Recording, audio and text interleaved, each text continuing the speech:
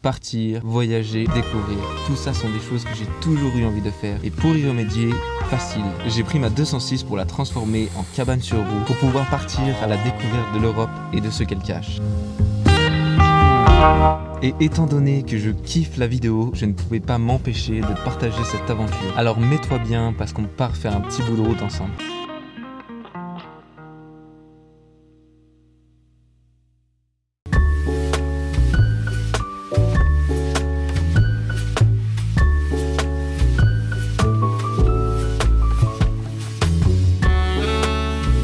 Alors la semaine dernière, je vous ai demandé de poser un peu vos questions dans les commentaires de la dernière vidéo et vous avez joué le jeu, donc franchement merci. Et du coup, aujourd'hui, on va répondre à toutes ces questions. Pour commencer, je fais un rapide point sur tout le trajet qu'on a fait depuis l'Espagne parce qu'on a pas mal cavalé et vous m'avez demandé un petit peu des précisions sur tout ce trajet-là. Donc en fait, ce qu'on a fait, c'est qu'on a pris le ferry à Barcelone et de Barcelone, on est allé à Civitella. Je sais pas si je le prononce très bien. C'est une petite ville au nord de Rome à 20 minutes.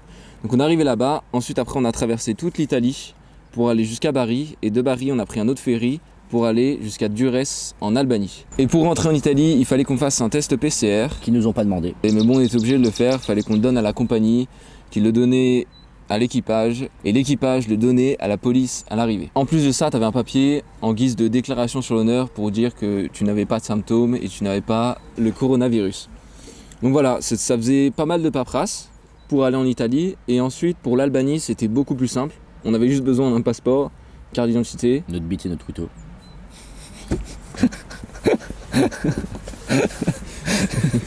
Voilà. Donc c'était assez facile pour l'Albanie. Franchement pas farouche les Albanais. Pas farouche du tout, non. Et au niveau des tarifs, pour les ferries, c'était 130 € pour aller de Barcelone à Civitella. Et après c'était 115 € pour faire Bari-Durrës. Voilà, ce qui donne en tout un total de 245. Mais pour deux, et pour la voiture. Pour deux et pour la voiture. Donc ce qui fait que c'était vraiment honnête. C'est pour ça qu'on a préféré prendre le ferry plutôt que de faire tout ça en voiture. Ça nous aurait coûté plus cher en soi. Je bouffe un peu. Oh putain. Infernal le type. Il est tout le temps en train de manger, c'est incroyable. C'est un ventre sur pattes. Ensuite, pour parler des plans, donc, parce que ça va un peu avec le trajet qu'on a fait avant, de base, ce qu'on devait faire, c'est arriver en Albanie, tracer un petit peu l'Albanie, Macédoine, pour arriver à Sofia en Bulgarie. Parce qu'en fait, on devait switcher. Parce que Maxime doit rentrer en France le 22 avril. Et je devais avoir un autre pote qui devait venir dans ces jours-là, mais malheureusement, il viendra pas parce que le pauvre, il a des petits problèmes de santé. D'ailleurs, big up à toi, on pense à toi. Dédicace à Robin. Si le sang, c'est dans les cœurs. On pense à toi. Bon rétablissement, ce qui fait que ça a un peu changé les plans, mais de toute façon Maxime doit toujours prendre un avion à Sofia en Bulgarie le 22 avril. Donc ce qui fait que quand on arrive en Albanie, on a longé toute la côte pour en fait après remonter pour aller en Macédoine parce que la Grèce était fermée. C'est pour ça qu'on n'est pas descendu par la route après Vlora qui continue jusqu'en Grèce, parce qu'en fait on devait remonter par tous les petits villages et toutes les petites routes à travers la montagne pour arriver en Macédoine. Bravo. Bravo. Ils sont tous arrêtés ici, c'est trop drôle. Attends, faut que je prenne une photo. Parce que du coup, vous voyez pas, mais c'est assez drôle.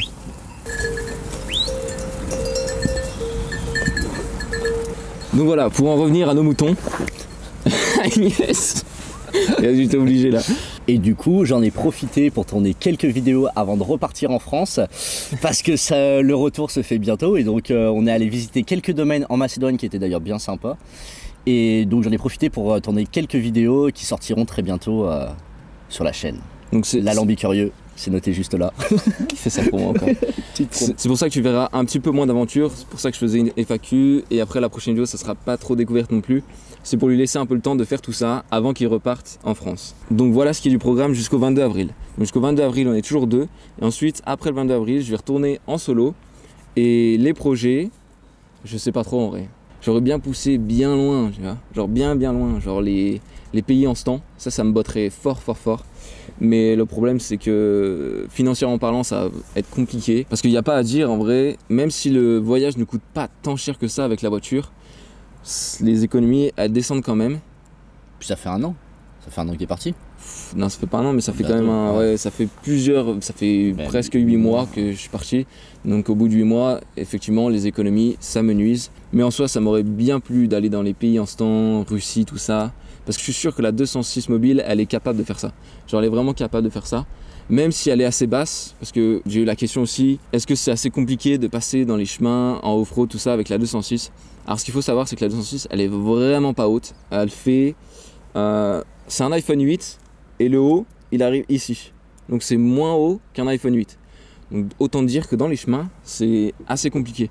Je suis obligé de faire un peu du deux roues sur les ornières, faut pas que je prenne les ornières sinon ça raque tout le dessous. C'est assez complexe mais assez drôle en même temps. C'est un coup de main à prendre. Comment je fais pour financer le voyage? Et du coup ça peut s'apposer à nous deux. Parce que lui du coup, toi comment tu finances ton voyage? Parce que ça fait quand même déjà 3 mois que tu es là presque. Ouais, donc comment tu finances ton voyage?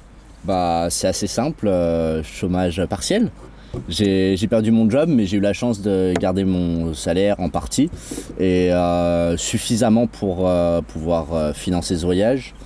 Et en fait, j'ai vite fait le calcul et avec le chômage partiel, ça me coûtait moins cher de partir en voyage à l'étranger que de rester à Lyon avec tous les achats qu'il y a à faire et le fait de s'ennuyer, donc on dépense plus, les choses comme ça. Pour ma part, j'avais travaillé l'été dernier pour faire tout ce qui est vendange, tout ça, vu que je suis de Bourgogne, ça marche bien, c'est cool. Pour financer les 2 mois, parce que de base je devais partir que 2 mois avec la 206, c'était plus un test qu'autre chose, mais au fur et à mesure j'ai ultra kiffé et du coup j'ai continué ce voyage là parce que j'avais aussi des économies à côté et j'ai utilisé mes économies pour faire les mois suivants et ainsi de suite. Seul petit problème, c'est que les économies elles se sont épuisées en mars, ce qui fait que j'avais plus du tout de sous.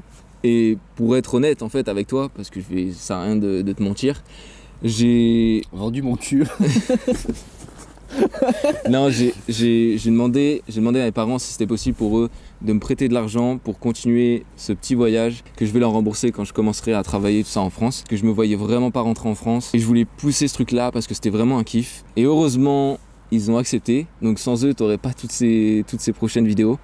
Donc un gros merci à vous, franchement ça fait super plaisir de me permettre de continuer cette aventure que je kiffe, genre chaque jour je kiffe. Et j'en profite aussi pour te remercier toi qui as participé à Buy Me a Coffee, parce que grâce à toi on peut entre guillemets supprimer les coûts de production de vidéos. C'est-à-dire que quand on va dans les cafés pour travailler, uploader les vidéos, c'est des coûts qui grâce à toi ont été supprimés. Et ça nous permet de continuer d'essayer de te sortir des petites douceurs chaque lundi. Donc vraiment un gros merci à toi qui participe à Buy Me a Coffee. Donc voilà ce qui est de la question du financement. Maintenant, on va arriver sur pourquoi ne pas mettre une tente de toit sur la voiture, sur la 206 mobile. Alors, en un mot, ça caille. Ouais, il ferait plus froid parce qu'en soi on dirait pas, mais la voiture est quand même un petit peu isolée déjà. C'est viable la tente de toit, mais quand tu es dans des pays chauds, des choses comme ça, quand il fait -3, -4, quand tu es dans la Sierra Nevada par exemple, clairement c'est pas rentable. Et puis là au moins on a un stockage pour ranger les choses. C'est ça. C'est ce qui fait que là du coup maintenant on a plus de rangement en fait. On a le rangement qui est en dessous, on a le rangement qui est sur le dessus avec le sac de toit qui nous permet de rajouter 2-3 trucs sur le dessus qu'on n'utilise pas quotidiennement. Et en soi je pense que c'est la solution la plus efficiente pour utiliser l'espace. C'est une bonne optimisation. Donc c'est pour ça qu'on va pas mettre une tente de toit sur la 206. Autre question, comment tu gères l'entretien de la 206? Est-ce que tu as fait des révisions en particulier avant de partir? Des tips, trucs et astuces à bien penser côté mécanique avant de prendre la route pour longtemps. Alors, pour le côté mécanique de la 206, avant de partir, j'avais pas vraiment fait de gros checks parce que pour moi c'était que 2 mois, donc j'avais pas forcément pensé, je m'étais pas vraiment dit que c'était pour plusieurs mois. Ce qui fait que j'ai juste changé les pneus avant parce qu'ils étaient un peu morts.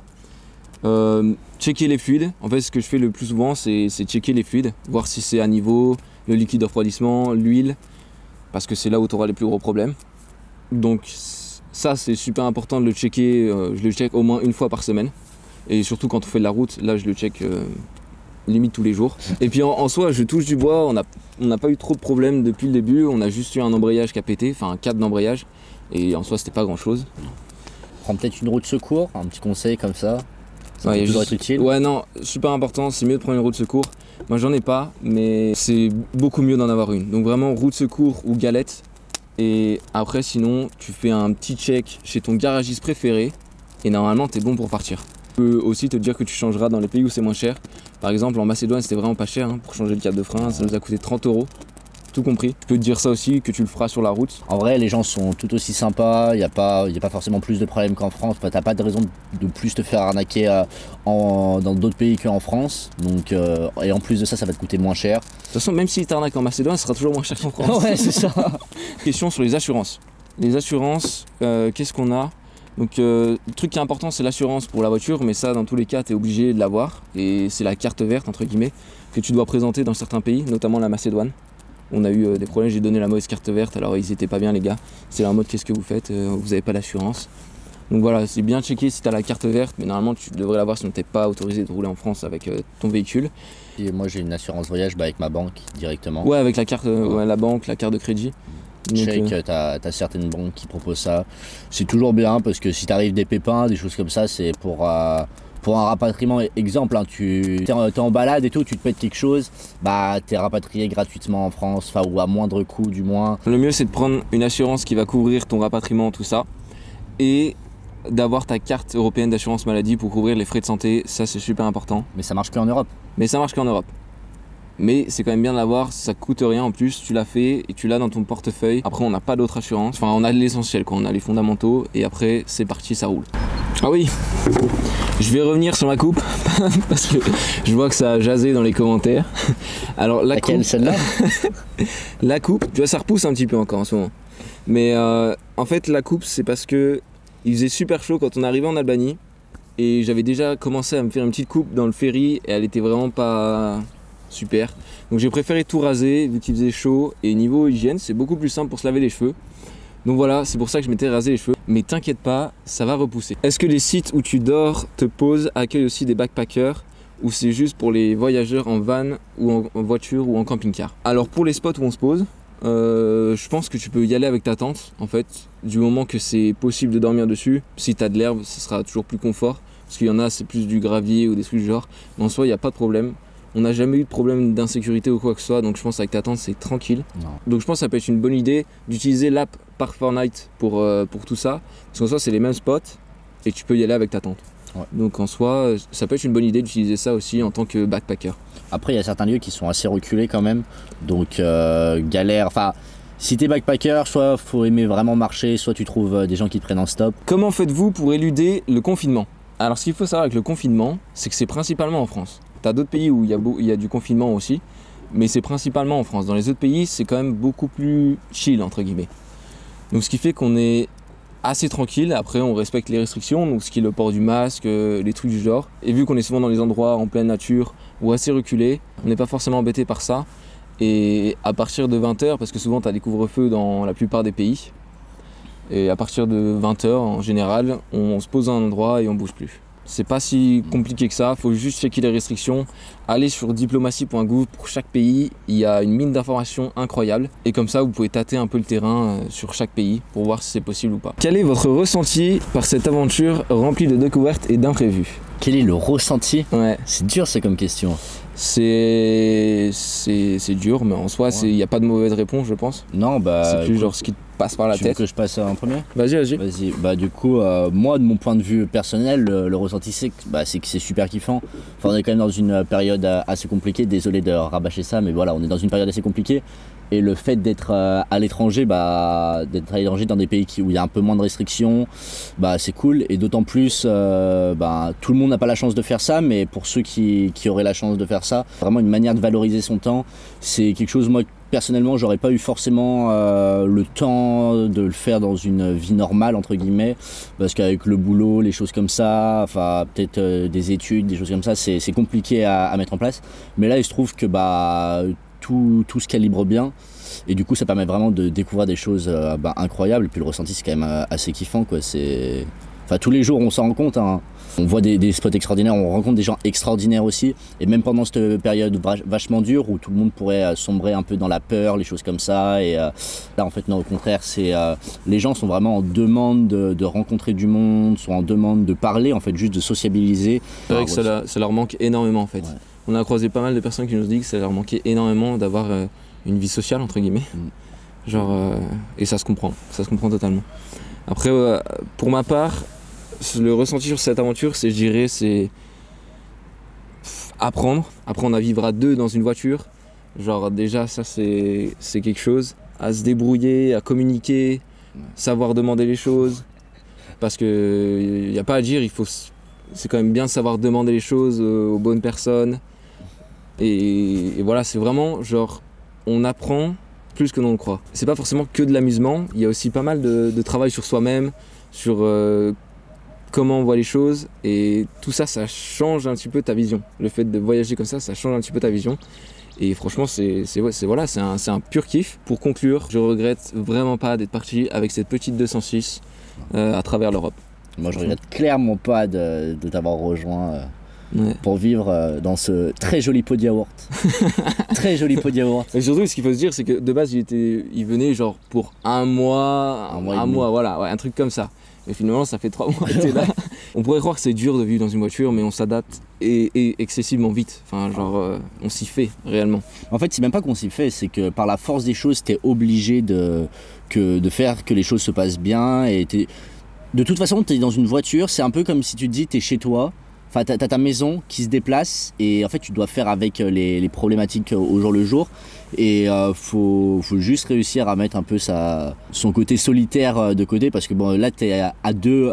On vit à deux constamment. Je pense que le seul moment où on est tout seul, c'est quand on va aux toilettes. Donc limite. Non mais c'est vrai, tu vois, genre on est en deux constamment. Quand il pleut, on est enfermé 24/24 dans la même voiture. Donc déjà choisis bien la personne avec qui tu pars parce que ça peut très vite partir. Penses-tu que pour une femme seule, le voyage est différent, plus risqué?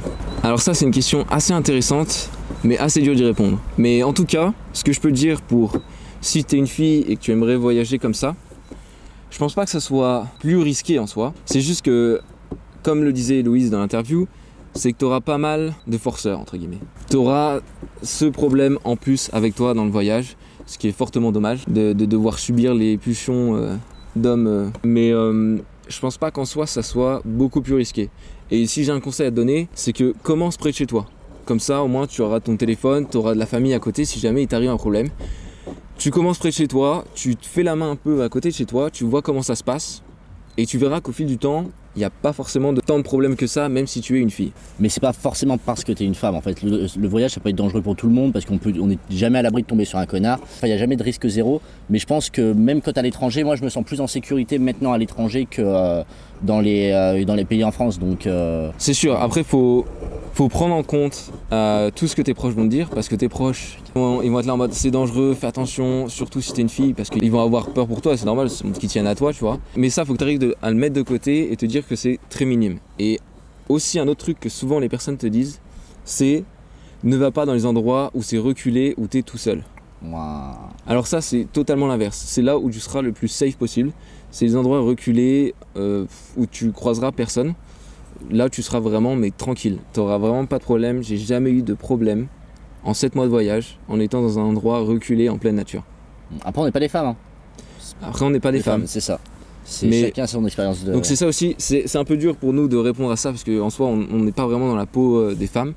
Mais de notre expérience, de notre point de vue... Des personnes qu'on a croisées aussi. Des personnes qu'on a croisées, parce qu'on a croisé pas mal en soi. Ouais. De filles qui voyageaient toutes seules comme ça, que ce soit en van, en voiture... Et ça se passait très bien, elles n'ont pas eu de très très gros problèmes. Et en fait, je pense que le seul, comme je te disais, le truc c'est lance-toi, fais un petit peu à côté de chez toi, tu vois si ça te plaît, et si ça te plaît, fonce. As-tu trouvé des astuces pour trouver un endroit safe pour dormir? Là où moi j'étais tout le temps le plus safe, c'était dans les endroits reculés en pleine nature. Là au moins tu seras tranquille, à part des petits moutons qui passent et un berger assez souriant, t'auras pas vraiment de problème. Le seul problème que j'ai eu, c'était une teuf à 3h du mat'. C'est tout. Et en soi, c'est pas si grave. Hein. Donc soit tu vas les rejoindre pour faire la teuf, soit tu te barres parce que tu as envie de dormir. Voilà. Non, mais l'endroit le plus safe, c'est dans l'endroit dans lequel tu te sens bien et où tu es à l'aise, quoi. C'est ça. Écoute ton feeling, écoute ta petite voix intérieure et si tu sens que ça va pas le faire, et ben reste pas là et pars ailleurs. Tu te poses dans un spot, tu marches un peu autour du spot et si tu le sens bien, c'est que ça devrait bien se passer. Comment as-tu fait pour convaincre tes proches de partir seul? Personne n'était là pour me dire non, faut pas que je fasse ça, nanani, nanana. C'était plus en mode ok, on fait comme ça. Et voilà, ça a plus coulé de source qu'autre chose. Personne n'était pas vraiment contre à me dire non, faut pas que tu fasses ça.